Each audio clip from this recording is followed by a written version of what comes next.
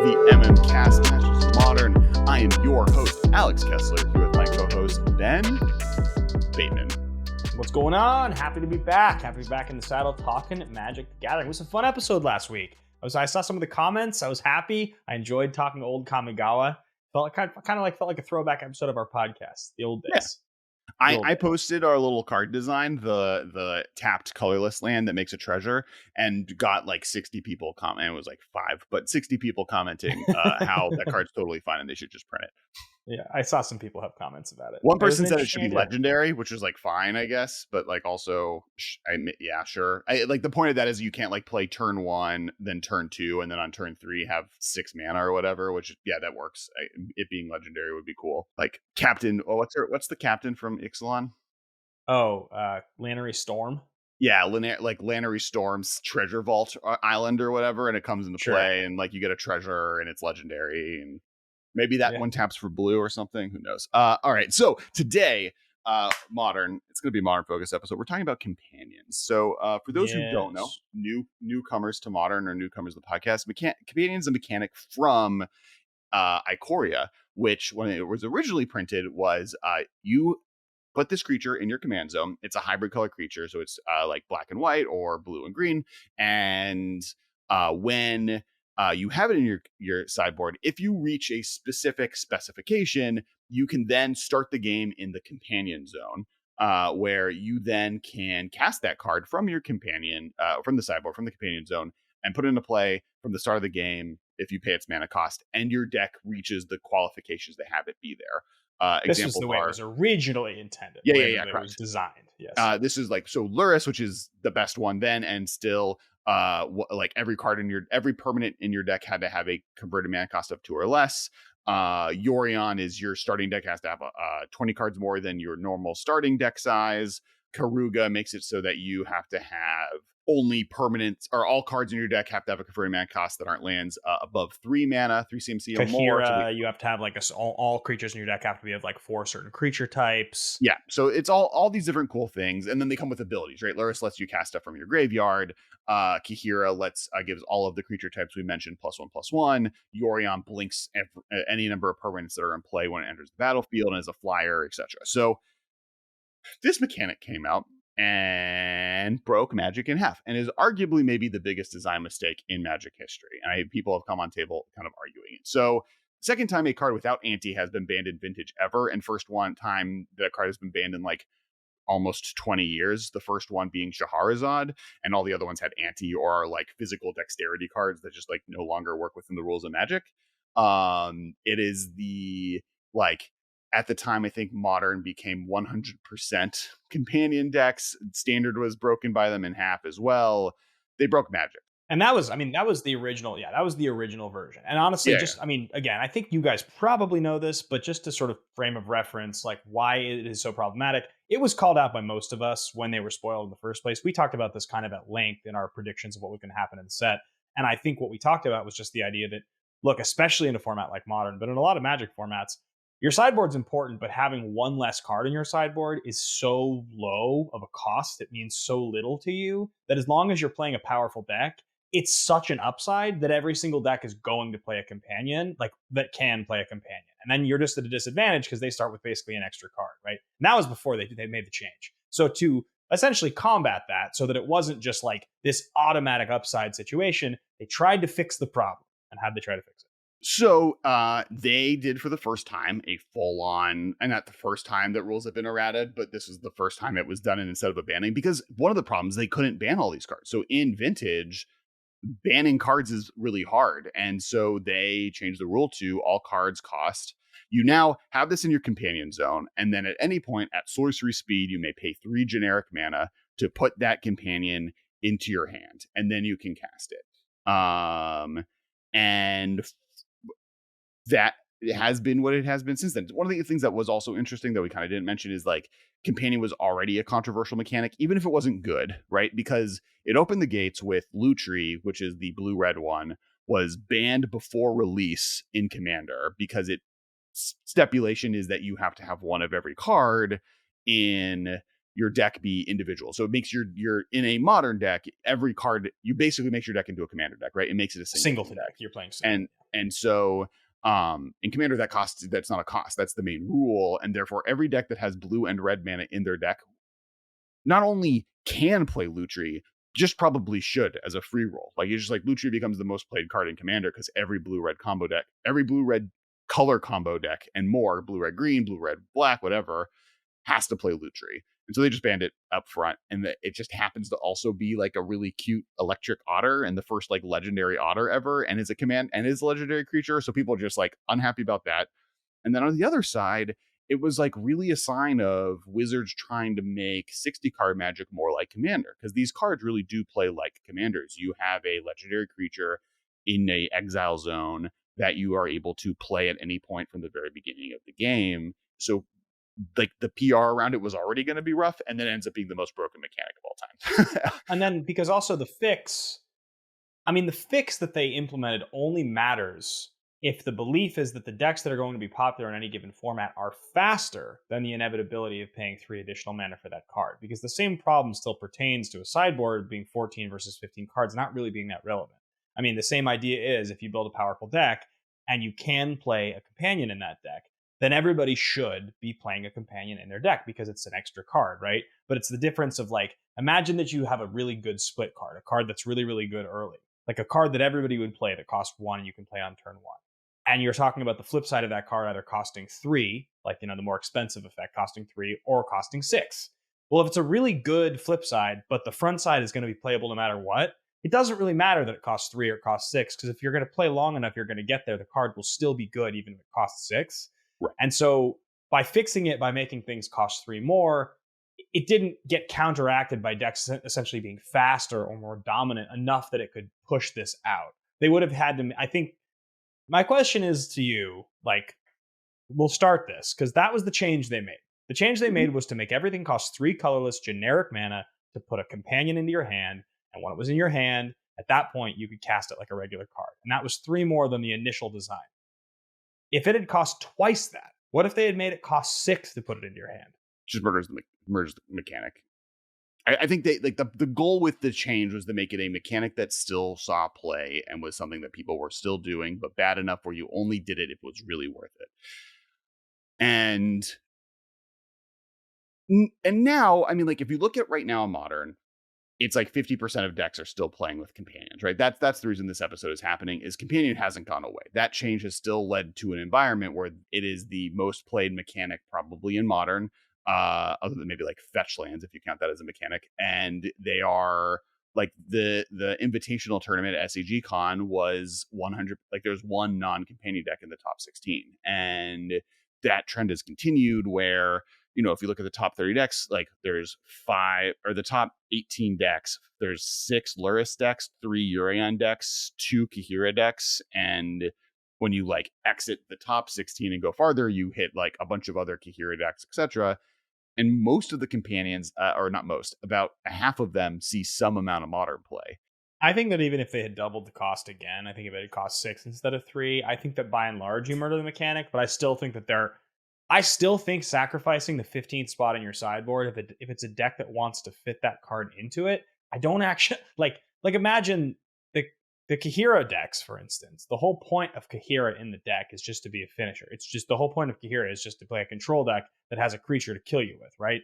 So control decks just hit their land drops. It just means that the kill is slower, but they probably still just play Kahira, because why wouldn't they?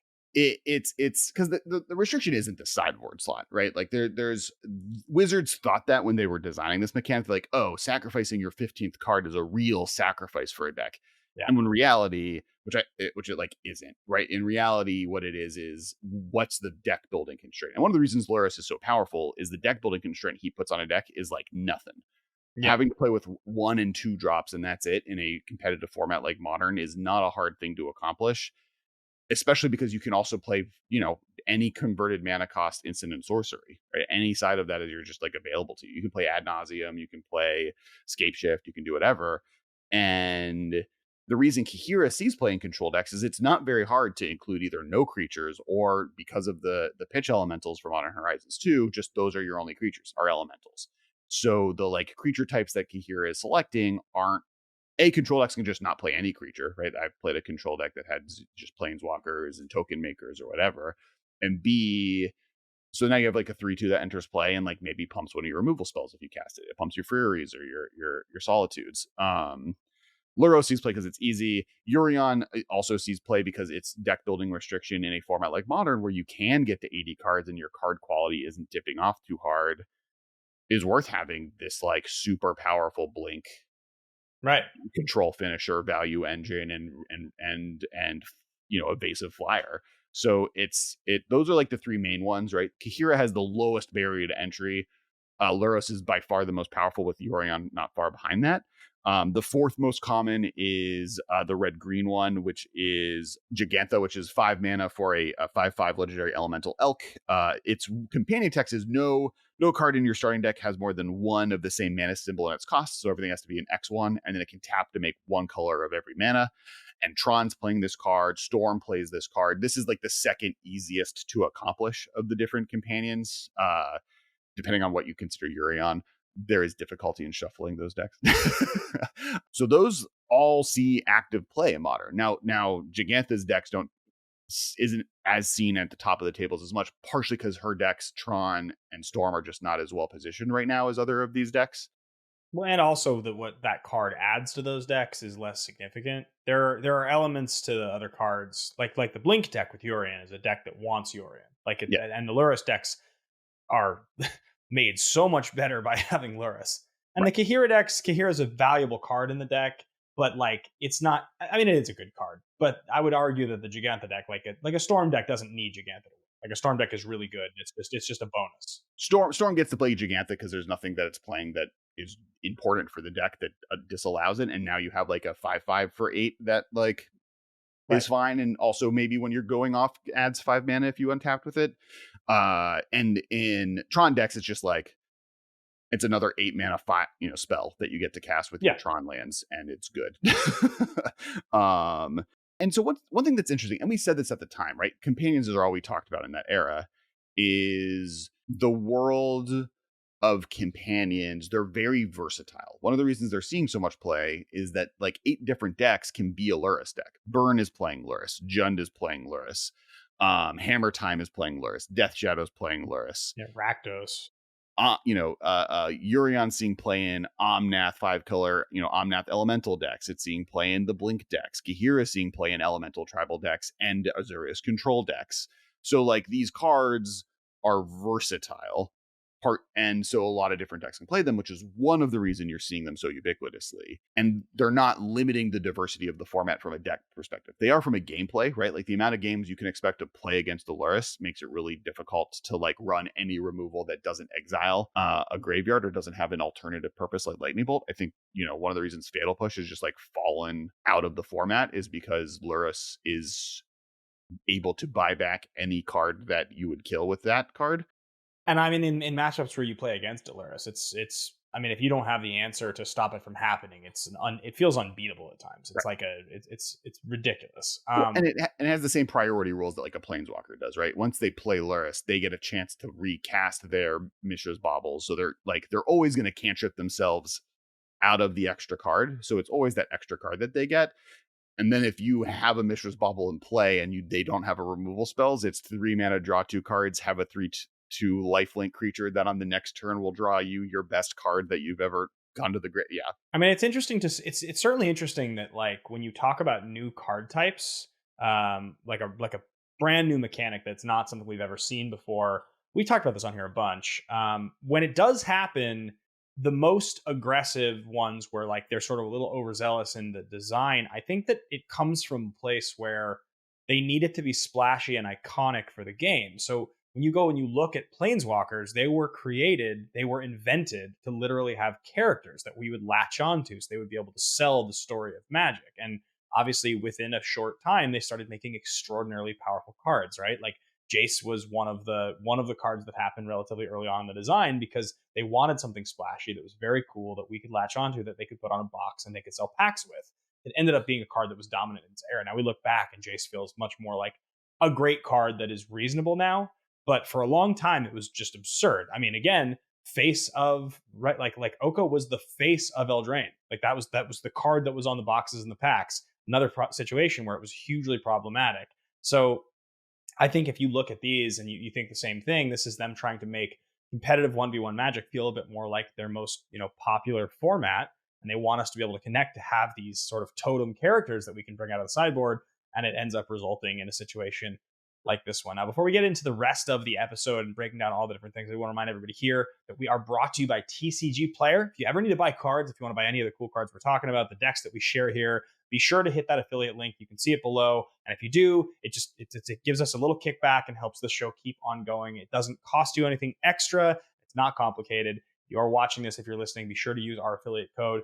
And also, we want to give a big thank you to our patrons who we just recorded a long conversation about the Eternals for in the pre-show. There's always about 15 or 20 minutes of Alex and I just doing like a random, generally speaking, movie or television-centric podcast before the show starts. And you guys get access to that at patreon.com/the MMcast. So a big-time salute. A big pickies up to the nobles of House Modern. And now the episode comes out a day early on Patreon as well. So not only do you get the audio a week early, where you get the unedited version plus 30 minutes of extra bonus content of me and Ben talking about stuff we love, you also get the actual edited episode on YouTube a day early. So definitely check that out. It's a lot of cool stuff there as well. So the next thing I want to talk about, because we'll eventually have a conversation on what do we think the solution is to companions, but I do want to go over the other ones because we've now gone over the first 5, the ones that are seeing a lot of play, and I want to kind of go to the back half on if this mechanic is this powerful, if this mechanic is so strong, is there potential in the other 5 companions that aren't currently seeing a lot of tier 1 play? And I think if I were to pick one that in Modern that has the highest chance of making it to being a real card, it's Lutri.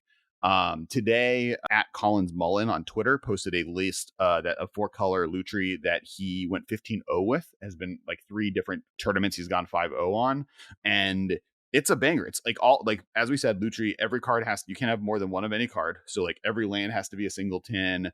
All of the spells have to be, but he's playing Consider, Opt, and Serum Visions, Cling to Dust, Fatal Push, Inquisition of Colicos and Thoughtseize, Dragger Mage Channeler, Lightning Bolt, Ragavan, and Unholy Heat, Prismatic Ending, so, a bunch of different 1-drops, a bunch of different counter spells. There's enough close enough to the same power level variety in Modern that you're able to basically play this full control shell and then have Lutri as this amazing value engine where for 3 mana you put in your hand, and then for those who know, Lutri is blue red 1, so 3 mana for a 3/2 legendary elemental otter, and it has companion, it has flash. When Lutri Spellchaser enters the battlefield, if you cast it, copy target instant or sorcery spell you control. You may choose new targets for the copy. It's like Dualcaster Mage. It's like a Dualcaster Mage, but it's a 3/2 instead of a 2/2, and it only can copy spells that you control, where I think Dualcaster can target either.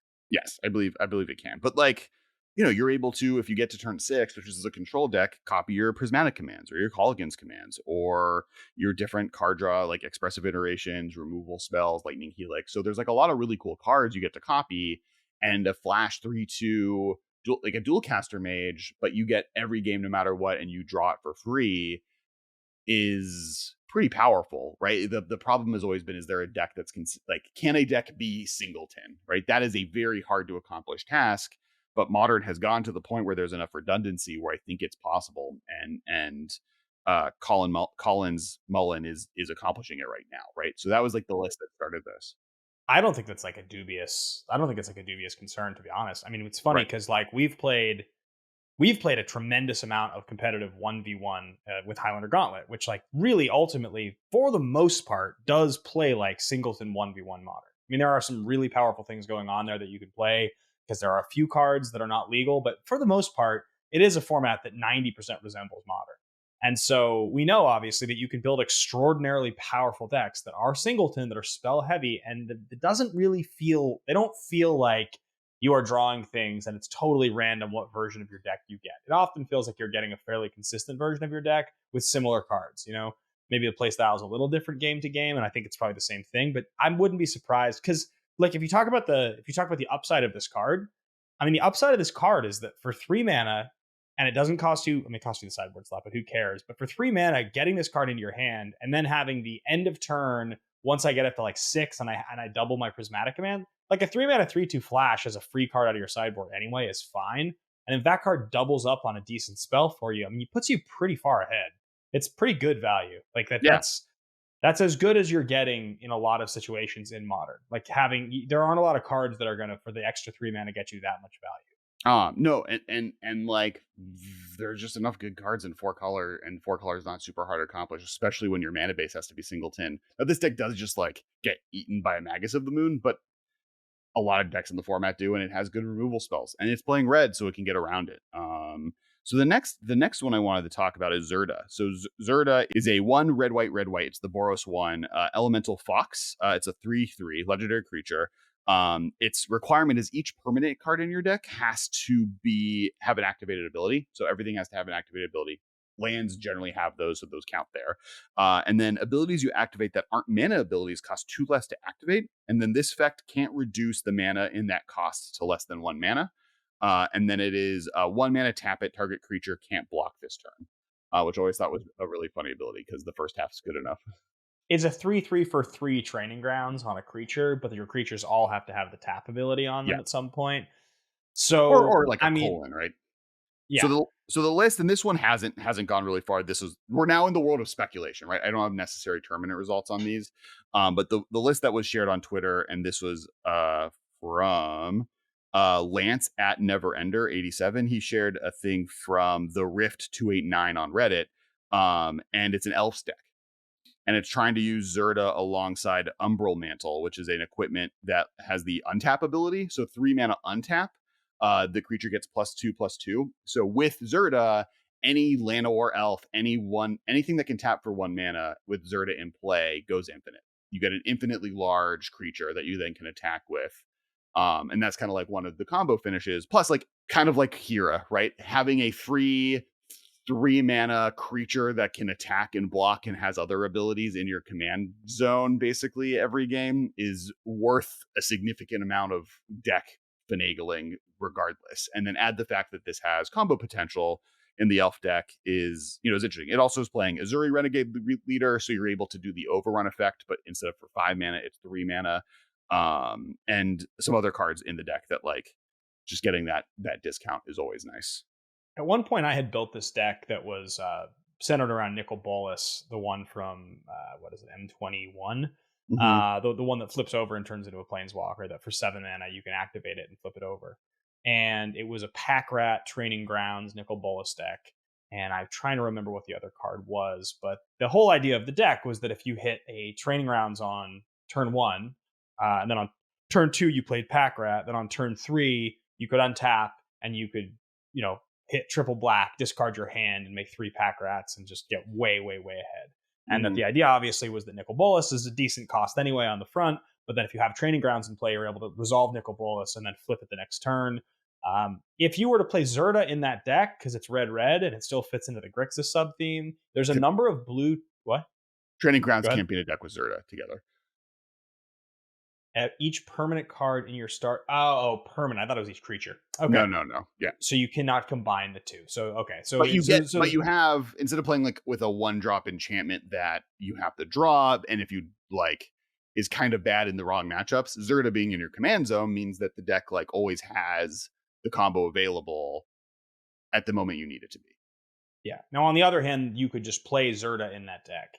Not as a companion, and that could also work. No, I think like people have talked about doing that with Lurrus, right? Like, if I get 3 drops, I just play 4 Lurrus in my deck. That could be even better, and it ends up just like Lurrus as a companion, even with the new rule, is better than having Lurrus in your main deck. Interesting. Yeah, that doesn't surprise me. But also in the elf deck, you also have like any creature that makes more than, with the Umbral Mantle, any creature that makes more than 4 mana just will go infinite. But with Zerta in play, just goes infinite mana without effort. And that's also true with Eldritch Devoted Druid. So Devoted Druid and Umbral Manta and Zerta goes infinite mana as well. So there's like a bunch of different infinite mana combos, and is like just like a cool option. Every permanent. So you can play like Collected Company, you can play triple green, Convoke, Tutors. Court of Calling. Thank you.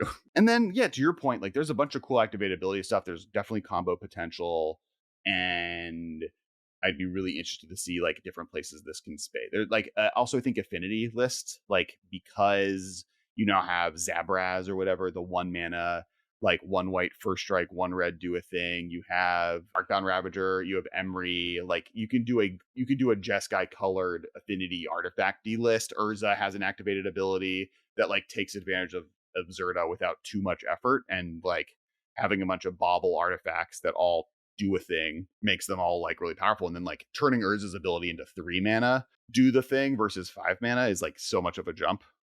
Yeah, I would agree with you that I think Zerta probably does exist in a world where there's so many powerful cards now that have the stapled on activated ability. It's like it's kind of a thing that they do now. They like to make splashy rares that cost like around 4 mana. As long as the permanent itself costs minimum 3, but often it's like 4 or 5, they'll give you some splashy card that has like a pretty strong enter the battlefield ability, and then like a kind of tertiary activated ability that's but quite good if you are able to get enough mana for it. And so like Zerta is exactly the card that you play in that deck because it just turbocharges your deck that's playing just a bunch of heaters anyway. I mean, Urza is the staple version of the card we're talking about. Yeah, but even stuff like that wolf from Eldraine that enters the battlefield and fights something, but you could like sack a food to make it indestructible. Like, right.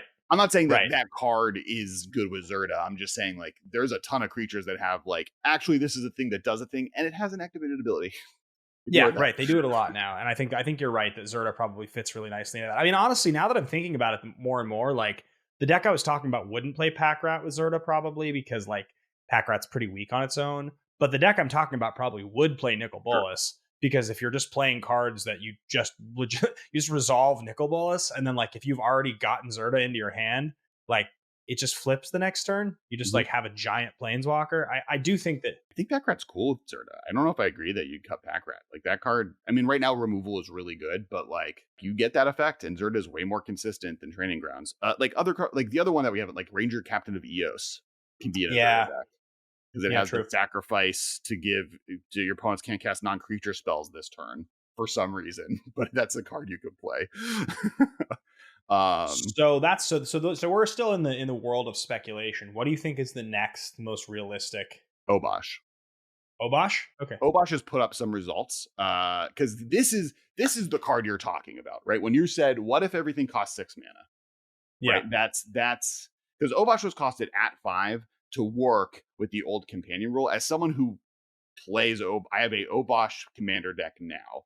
That 3 mana commander text when you have a 5-drop that you're trying to play is so much more than when you're trying to play a 3-drop, right? You don't get the option of like 3-drop or 6 mana. If I get the 6 mana, I can play it all at once. It's like, no, I have to get to 8 mana to play this card, or I have to wait 2 turns. That's, I think, the limitation, right? Like if the companion text was 6 mana, does Luracy play? Obosh is an example. Now, Obosh is a worse ability, but for those who don't know, he's a 5 mana 3/5 Hellion Horror. Your starting deck can only contain cards with an odd converted mana cost. So that is 1-drops, 3-drops, 5-drops, 7-drops, and beyond. And then if a source you control with odd converted mana cost would deal damage to a permanent or player, it deals double that damage to the permanent instead. And the main deck you're seeing this card see play in are like the old prowess decks where like it was just like a bunch of like 1-drop creatures that are like really good with like lightning bolts and stuff like that, or Death Shadow lists. Those two things can pull it off really well. Death Shadow, that's so sweet. Death Shadow is just a 1-hit kill. Yeah, you have Death Shadow kills in 1 hit. You have you can play Colgan's Command still, right? Because that's a 3 converted mana cost. You still get Lightning Bolt, so you still get a lot of like key cards to that deck. Even Street Wraith is a 5 mana card. Yeah, I mean, Obosh, the thing that's really interesting about Obosh is that, you know, if the only type of deck you can really play Obosh in consistently is the type you're talking about that has a pretty good AA game plan anyway that can win the game without Obosh, it doesn't really need Obosh. You can't build a deck that is waiting to get Obosh in play to win with in Modern because it's too slow, because you'll never get the chance. You'll never get the chance to spend 3 mana to do nothing and then spend 5 mana to do nothing and have to untap the next turn to then win. It doesn't matter what kind of deck you're playing. I mean, I can imagine a deck that's playing all control and like burn, like all counter spells and lightning bolts and like things that are just gonna like the dream is to resolve a lightning bolt. But you don't get counter spell, right? You have to play 3-drop counter spells. You can't. You have to play spell. You're playing spell pierce, and you have to play like the free mana or force of negation, and like you can't play the like 1 mana X counter a spell for X stuff. Right? Yeah. Yeah, it's interesting, but yeah, like because I'm imagining like the way I would love to play this deck. This is like some really really good control deck that's just countering everything and removing everything, and then it finally once it resolves this card, it untaps and it's just like lightning bolt you for 6, lightning Right. bolt you for 6. Like that's the dream, but it's like lightning bolt's good anyway. You don't need a lightning bolt for 6, so then why are you trying to resolve this thing? Well, what I like about in the Death Shadow decks is like they can run out of gas, right? They do have some of that as a limitation, and like the fact that like in a Mardu list, especially, like you just play 4 Death Shadow, 4 Ragavan, 4 Dragon Rage Channeler, and you have a creature suite that's like good enough, and then you just play like Thoughtseizes and Lightning Bolts, and you can play Street Wraith still. Like you still get some of the key cards that you have in that deck, anyways, and now like the deck just gets to play Obosh for free. You didn't lose anything. Like that's where I think Obot and to be honest, the rest of the companions, I think this is true up to some extent, is like, well, no, that's not true. For Obosh and some of the ones we've talked about before, that was true. Like it's a free roll.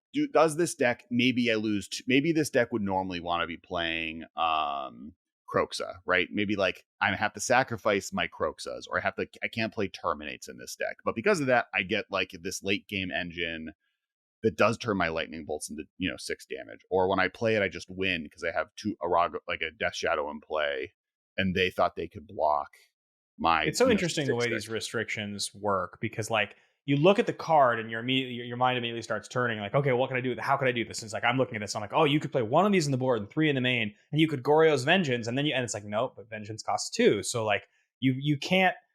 It's like that's and that's the cool part of the restriction. That's why these cards are actually cool, and it's sad to me that they're as good as they are, because they're not good for Magic. We've seen it now for long enough that I don't actually think they make, and we knew this, like you can go back and listen to the episodes from 2.5 years ago, or whenever these came out. I guess these were just before COVID. I think these were so I think these were 2 years ago, just about.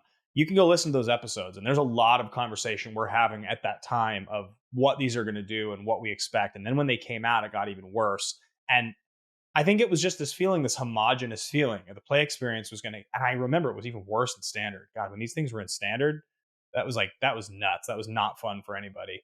And anyway, but it's funny because the restriction, the idea and the intention behind these cards is actually really pure. And it's one of the cooler ideas they've had in a really long time.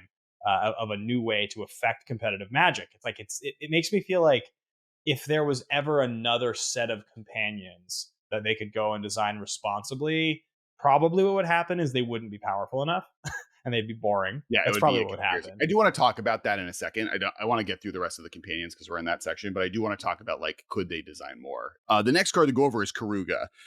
For those who follow Hermit Druid on Twitter, you know this boy very well. This is Karuga the Macro Sage, 3 blue green, so 5 mana for a 5/4 dinosaur hippo. Your starting deck contains only cards with converted mana cost 3 or greater and land cards. So this is the reverse Lurrus. It specifies all cards where Lurrus does let instants and sorceries that are more than 2 mana be allowed in the decks. And then when it enters the battlefield, draw a card for each other permanent you control with converted mana cost 3 or greater. I will say this.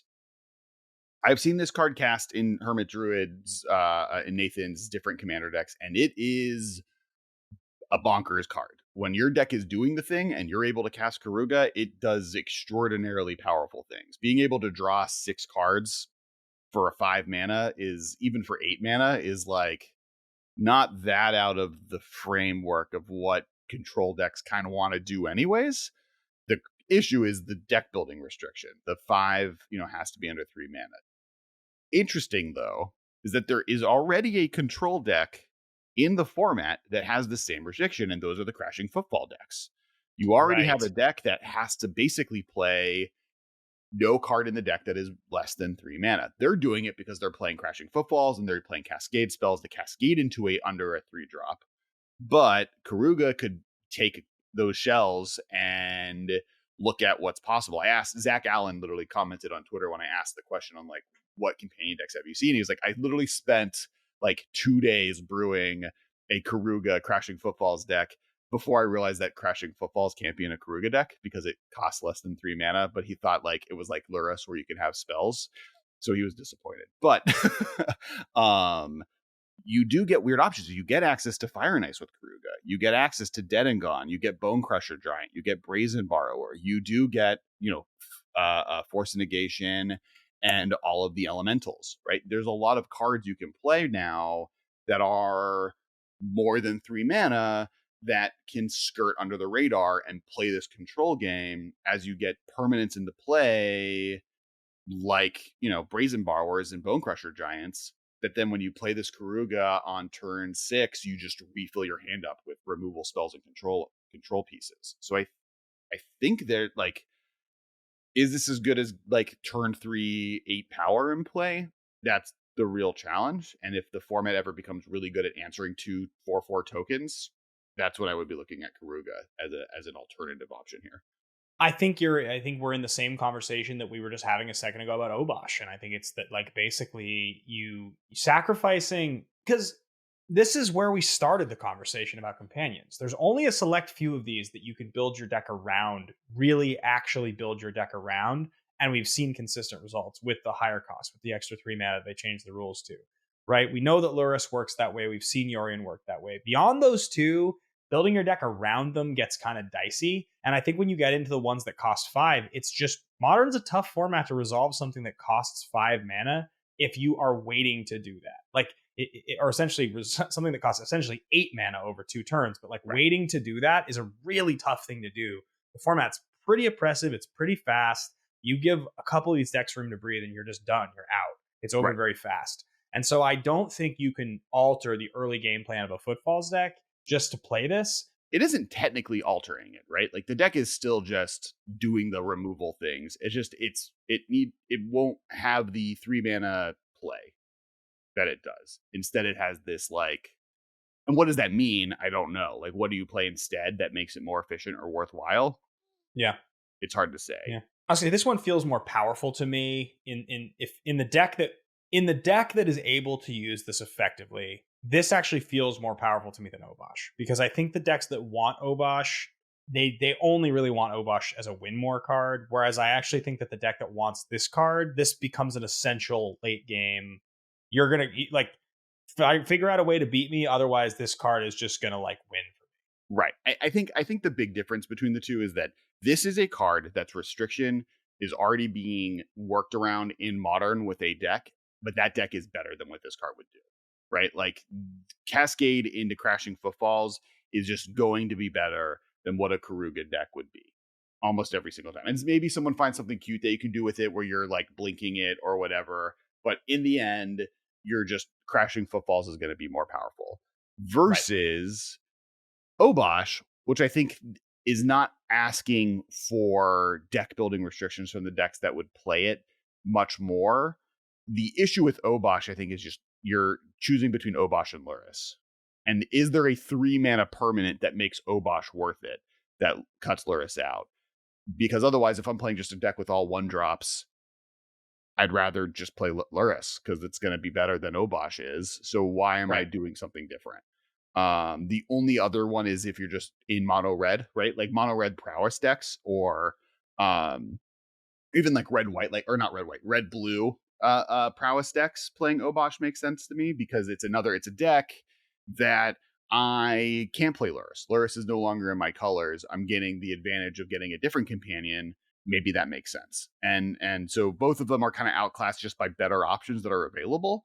Karuga, I do think has like a little bit of a higher barrier to entry just because of the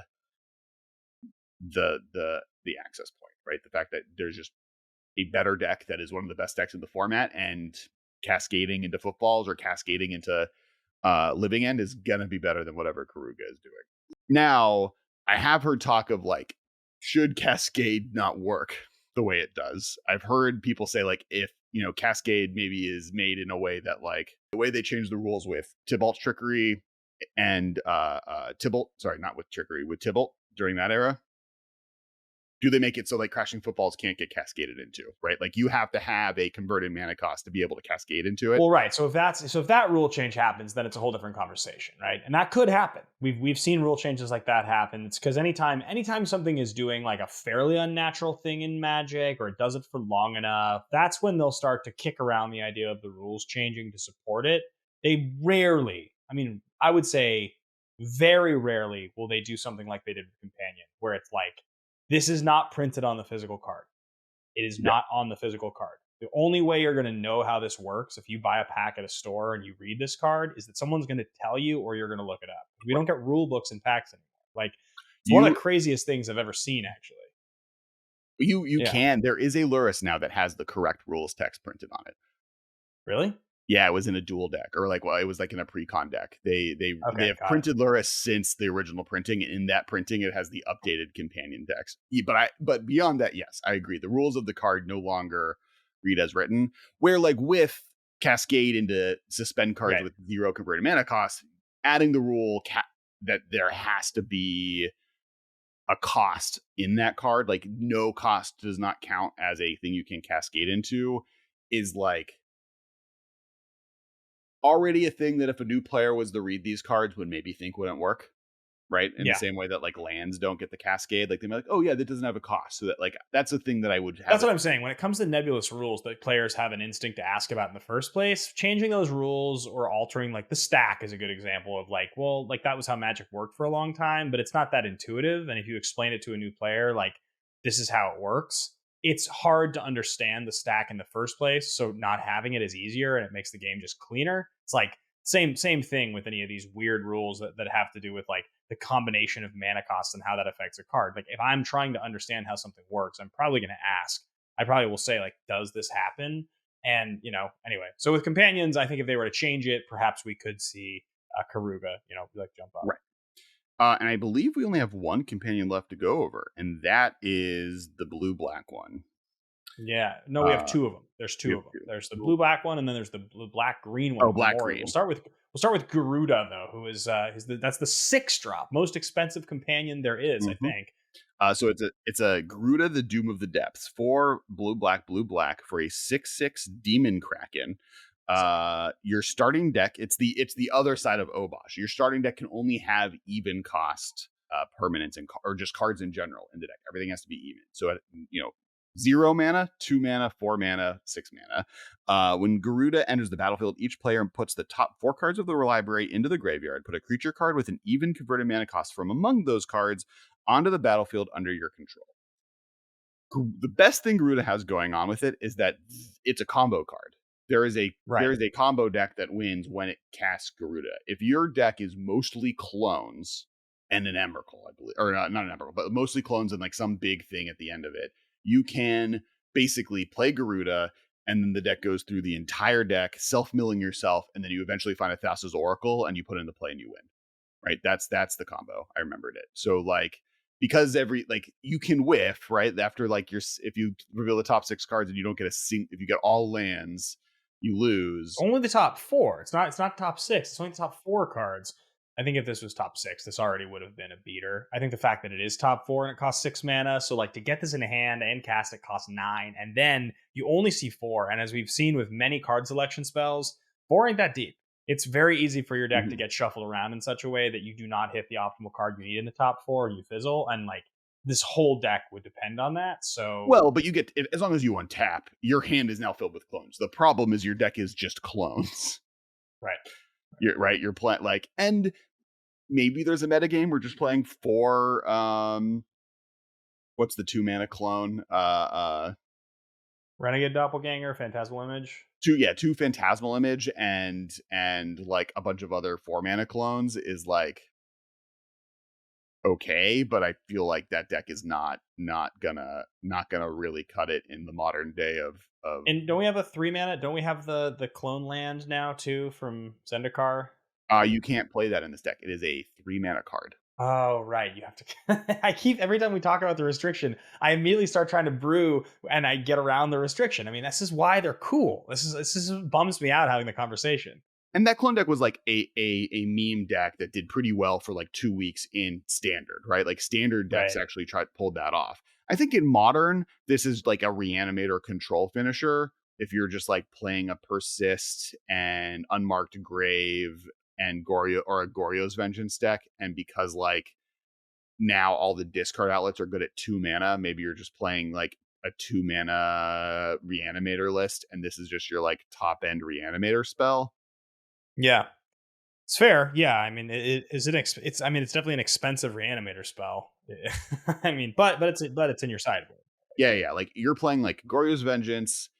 Is Grizzlebrand 8 mana? Right, it's an 8 mana spell. Yeah, because it's 8 mana for a 7/7/7/7. Yeah. So if you're playing like a Grizzlebrand Reanimator deck that's playing 2 mana and 4 mana Reanimator spells, and then just like a bunch of control, terminates, and counter spells, and your game plan is just like, eventually I'm going to have a Grizzlebrand.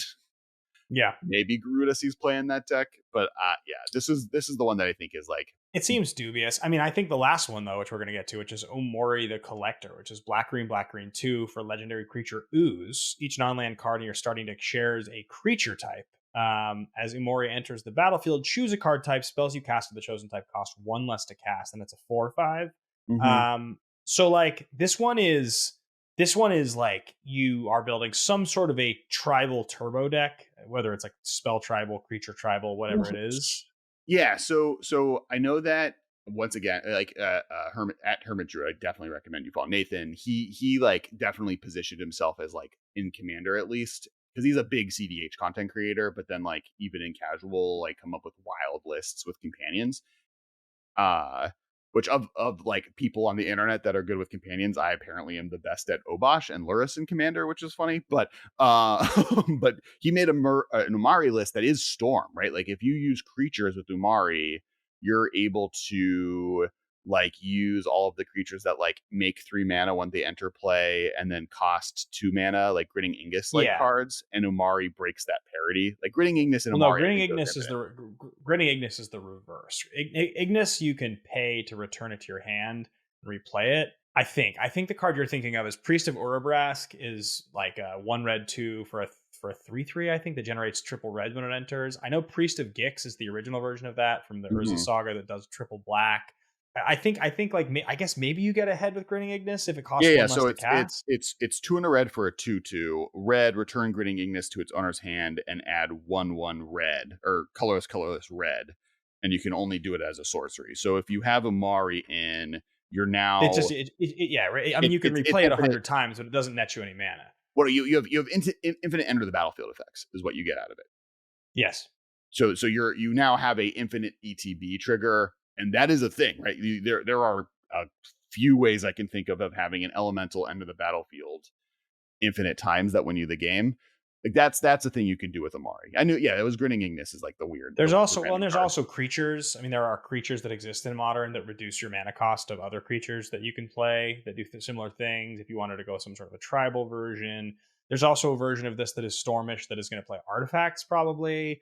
Lots and lots of artifacts that cost 1 or cost 2 that generate mana or draw cards, like sort of an eggs type of thing you could probably get away with this. But the problem with that, though, is that you're being required to pay 3 to get it in hand, 4 to cast it. It has to survive. Then you have to untap and go off with it, right? Like, unless everything is actually Storm, like it's Storm in the sense that as soon as you resolve this, everything costs nothing, generates mana and draws cards, which I don't think does exist. I'm pretty sure that's not actually going to be something you can do. That for 1 colorless, all things that cost 1 or less that manage to just get your chain perfect. I don't think that exists. I think you need a little bit of mana. Yeah, I think like the Grinning Ignis combo would probably be where I'd point people as far as going infinite with it, right? And like figuring out ways to deal with that. But looking at in a different direction is like, you don't have to name creatures. You can name artifact. And then you get artifact creatures and artifacts. So you get all of the True.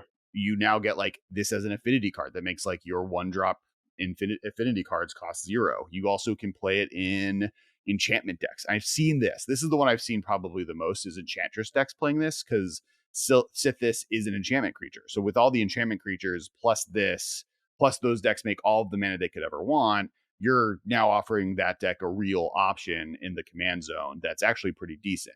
Planeswalkers is another one. Like you could just do a Planeswalker tribal deck with Umari and like one of the problems with Planeswalkers is that they like are weirdly all 3 mana or more. And Umari could, if you can get in on turn 4, you now have the ability to play with these control cards. And a lot of Planeswalkers have inherently just spell-like abilities. You could play the Lilianas of the Veils. Like a Liliana for 2 on turn 5 is slow, but it's still like a pretty powerful spell. Is there a version of this? There's not a version of this that can play instant, right? Because Manamorphose then becomes because Manamorphose obviously is the best card in that deck, right? That's the card that makes it work. But then you can play something like Apostle's Blessing, which now becomes a free protect my Umori, right? Because it costs 1 less, I can just pay 2 life to cast it in response to your removal. So as soon as this resolves, as long as you have an Apostle's Blessing in hand, now Umori survives. I wonder if there are I wonder how many instants there are that you can cast for, that are 2 mana or less that you'll be able to cast for 1 to gain an advantage and keep the chain going. So yeah, I'm looking to see if there's a Storm card that's an instant that has a win condition attached. I don't. Isn't Grape Shot an instant? No, Grape Shot is a sorcery. Yeah, I don't think there is in Modern that's like good, right? The squirrel one is not. No, it's also a sorcery. You can in Legacy Brain Freezes. Like Brain Freeze Umari is maybe a thing, but then I don't think you like Legacy Storm doesn't Umari, need to be playing this card. So I think that they're like, that being said, I think you could play a deck that is all instance and just like some of those instants are creature makers or control decks or counter spells, and Omari's in there, and you play with creature lands that can turn into the things that you need to murder people with, because like lands for the most part get around all these restrictions. So I do think there is a version that works that way.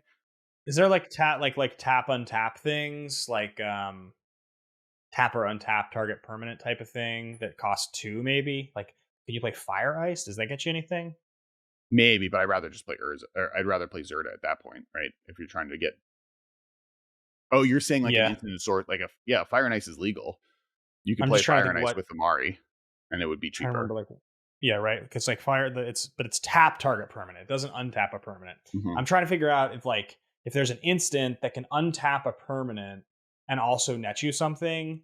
Like if Ice allowed you to untap target permanent and draw a card for blue 1, then it gets reduced, cost 1, and it just nets. It's another spell that untaps a land free. And also would get you a card. There's like twiddle effects, right? And there's like 1 mana, but they're like 1 mana, I think. So to me, I think that like the Grinning Ignis plan is one that's really interesting, and Enchantress are like the 2 that to me have the highest chance, because Enchantress can just probably play this card. It probably cost them like 1 card that would be better if they could play a non-enchantment card in their deck.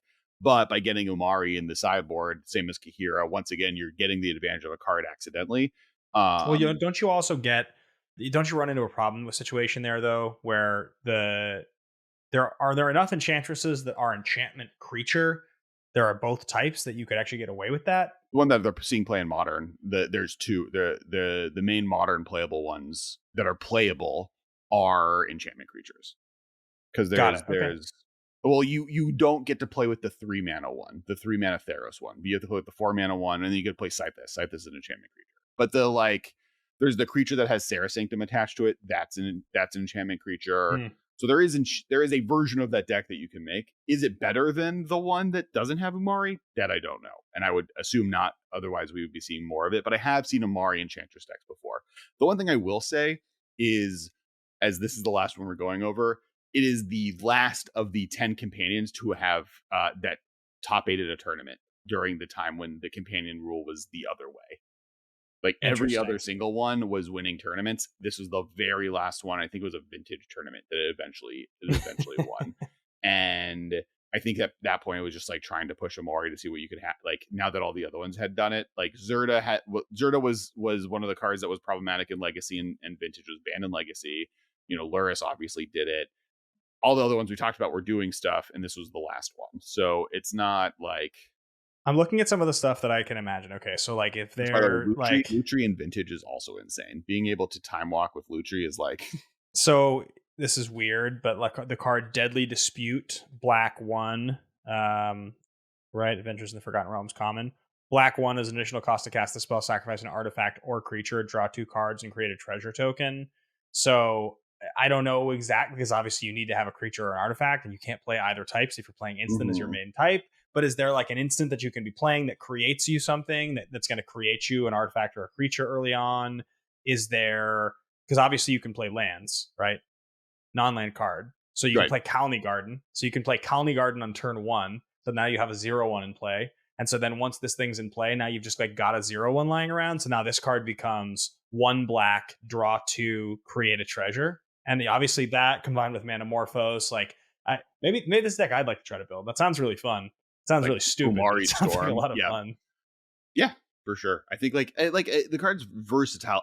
Part of it, I think, is like its benefit is real medium, and its restriction is really high. Right? Like Goblin Electromancer for 4 mana is not a card I'm like even Garuda, like 6 mana for what Garuda is doing is pretty great. Like I would just play that card in a deck regularly. I have it in commander decks. You know, the Obosh doubling damage is really good. Luros being basically a Kess for small permanents is really good. Like there's like a lot of these cards are like good on their own, and I would consider playing them. This one, I'm like, would I play that card even if it did even with the old companion rules? This is the weakest one, so it's kind of like maybe that's why it's not done as much as it has. I do think I think this is a higher chance than Garuda to see play, but I think it's the second least likely to see play. I might take this upon myself as a challenge to try to build the Omori instance tribal deck. Just based on the fact that Deadly Dispute seems like such a sick to get the Kalni Garden Deadly Dispute shenanigans going. Seems like really, really fun.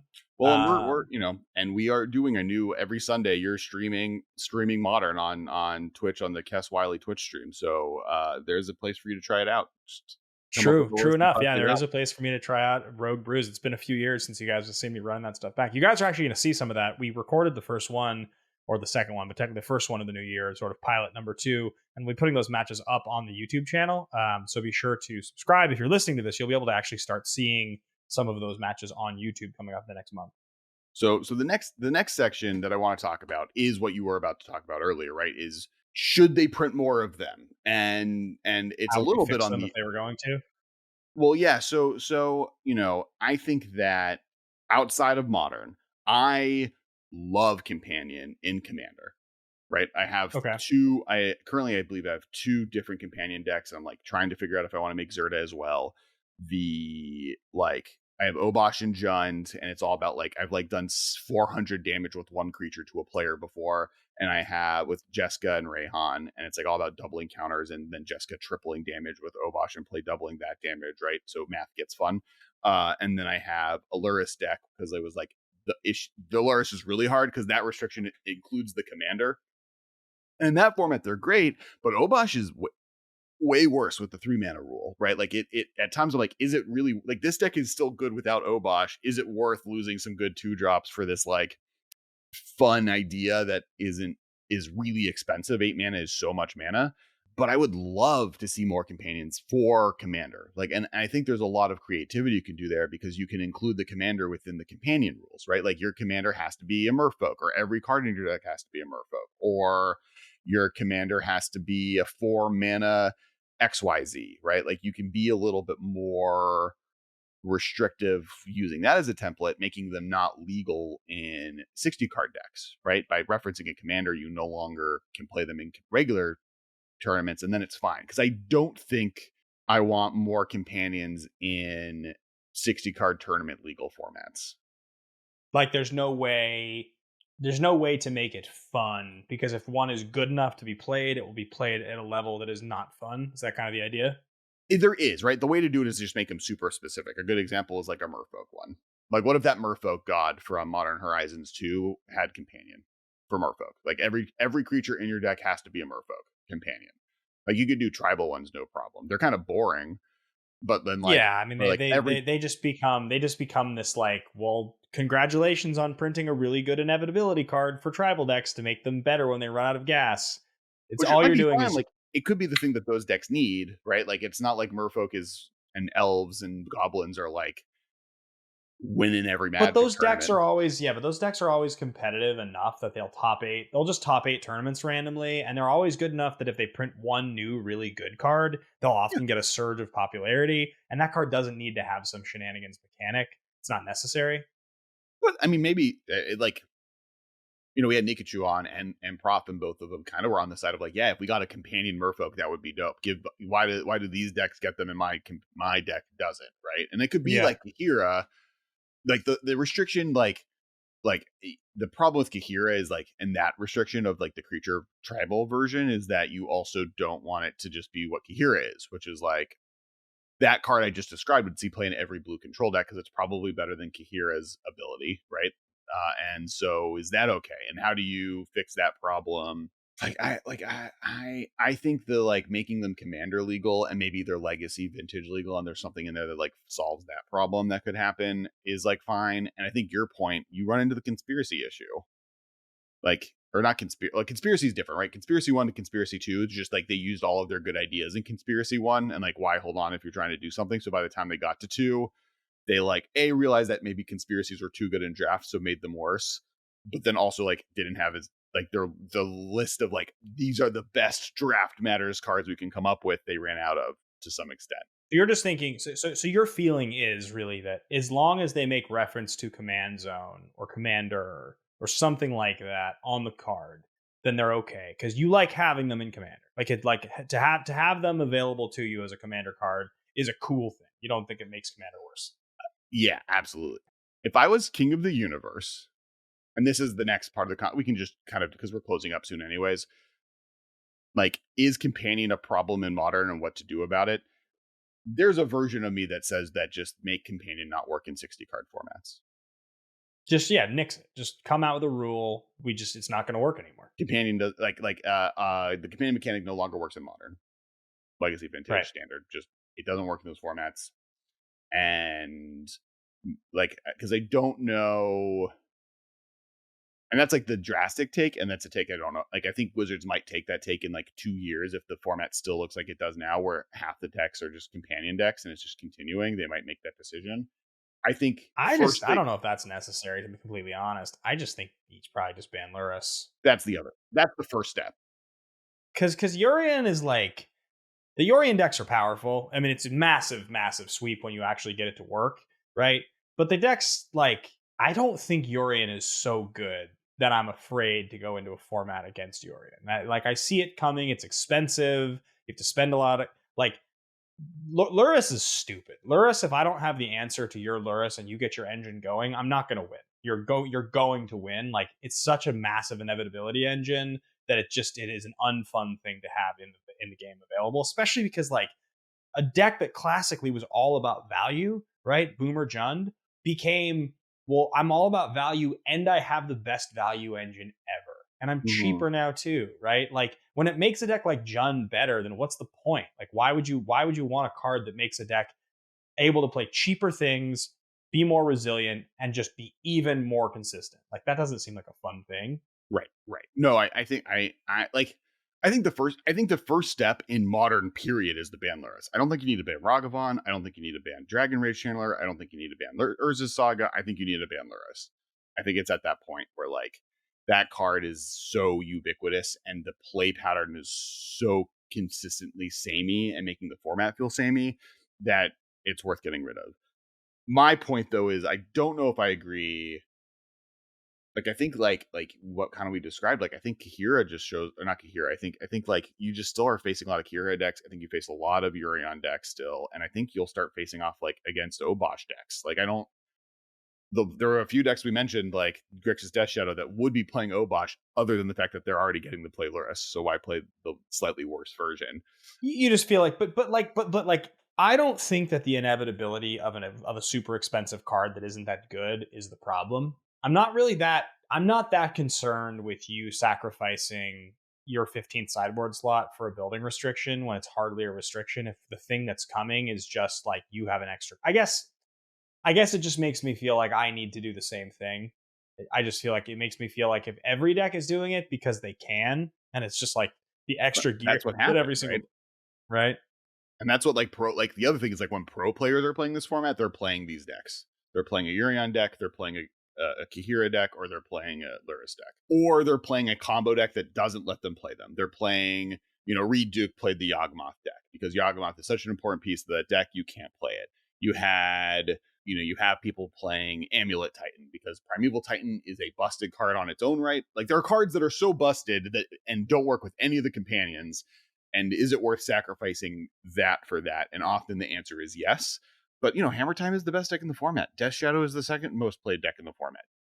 Blink is the third most played deck in the format.